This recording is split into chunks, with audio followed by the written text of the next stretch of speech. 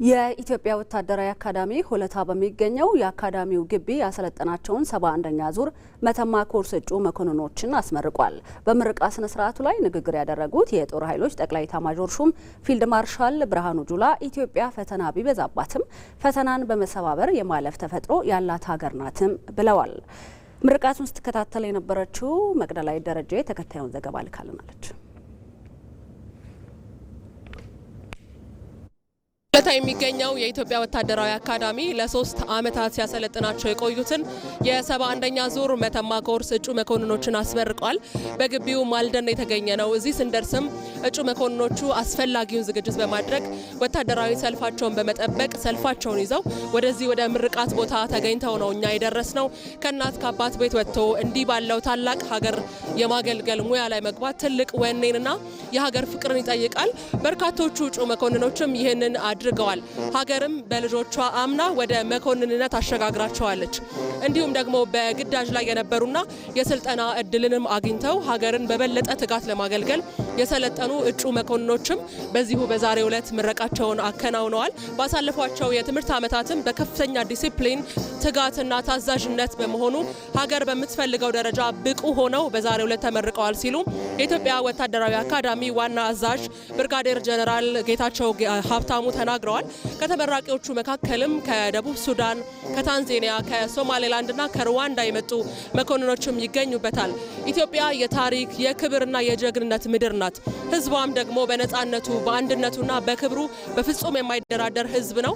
ይህንንም በተግባር እያሳየ ልጁን፣ ወንድም እህቱን የሀገርን ዳር ድንበር እንዲጠብቅም እያዋጣ እንዲህ በዛሬው ዕለትም ደግሞ በደመቀ መልኩ ሀገራቸው ለማገልገል ትልቅ ኃላፊነትን ተቀብለዋል። የ71ኛው ዙር መተማ ኮርስ እጩ መኮንኖች ከባዱን ስልጠናና ትምህርት አልፈው ወደ ምክትል መቶ አለቃነት ማዕረግ ባለቤትነት ደርሰዋል።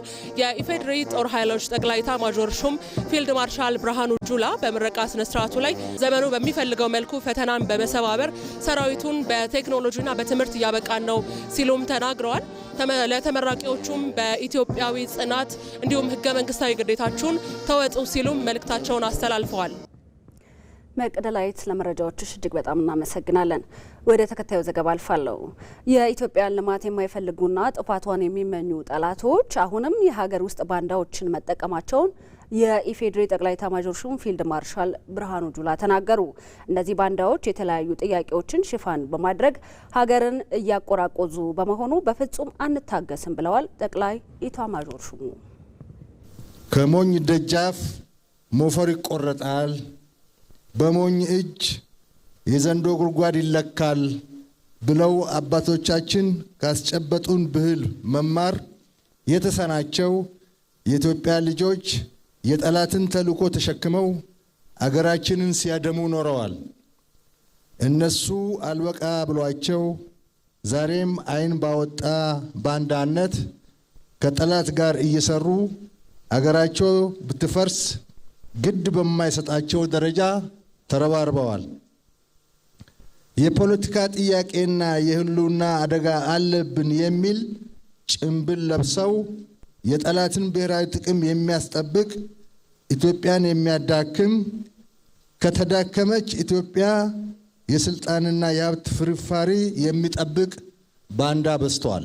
ዛሬ በሀገራችን በከፍተኛ የልማትና የብልጽግና እንቅስቃሴ ላይ ሆና ዘርፈ ብዙ የሆነ ውጤት እያስመዘገበች በመገኘቷ ያንገበገባቸው ባዕዳን ያልፈበረኩ ሴራ፣ ደባና ግጭት የለም። ይህንን የባንዳ ሴራ፣ ደባና ግጭት ተሸክሞ የገዛ ወገኖቹን አገር የሚወጋ ባንዳና መንደርተኛ ኢትዮጵያን ለማንጠራወዝ ያደረገው ጥፋትና ያደረሰው ኢትዮጵያን ገድሎ ከመቅበር አይተናነስም። ጀግናው የመከላከያ ሰራዊት ጀግንነቱን ጠብቆ በሀገር ላይ የተነሱትን ባዳና ባንዳዎች ተልዕኳቸውን ማክሸፍ እንደሚቀጥሉ የተናገሩት ፊልድ ማርሻል ብርሃኑ ጁላ ኢትዮጵያ ምንም እንኳን ፈተና ቢበዛባትም ያን ፈተና እያለፈች ትገኛለች። የዛሬ ተመራቂዎችም ይህን ጥረት አጠናክረው እንዲቀጥሉ አሳስበዋል።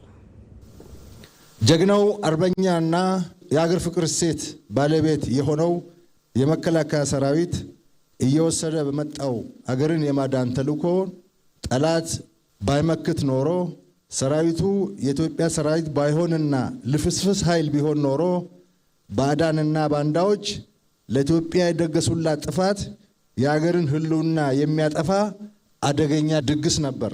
ኢትዮጵያ ምንም ያህል ፈተና ቢበዛባት ፈተናም በመሰባበር የማለፍ ተፈጥሮ ያላት ብዙዎች የማያውቁት ሲወርድ ሲዋረድ የመጣ የወል ብቃት ያላት አገር ናት።